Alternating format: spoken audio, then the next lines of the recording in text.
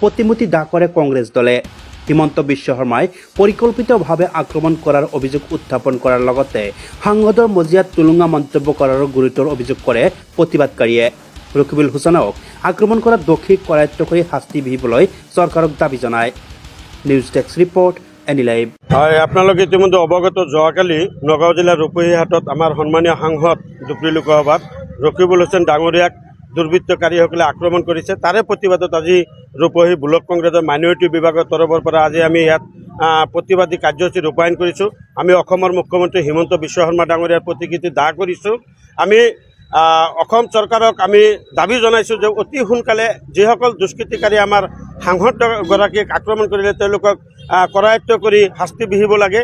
কিন্তু অতি পৰিতাপৰ কথা যে যোৱাকালি দিনৰ ভাগতে এই ঘটনা সংঘটিত হৈছিল, কিন্তু আজি বৰ্তমান সময়লৈকে তেওঁলোকে এজনো দোষীক কৰায়ত্ব কৰিব পৰা নাই। অসম চৰকাৰ সম্পূৰ্ণভাৱে ব্যৰ্থ, অসমৰ গৃহ বিভাগৰ দায়িত্বত থকা হিমন্ত বিশ্ব শৰ্মা ডাঙৰীয়া ব্যৰ্থ, অসম আৰক্ষী ব্যৰ্থ। গতিকে এই ব্যৰ্থসকল হিমন্ত বিশ্বৰ আমি প্ৰত্যেক বিচাৰিছোঁ, DGPৰ প্ৰত্যেক বিচাৰিছোঁ।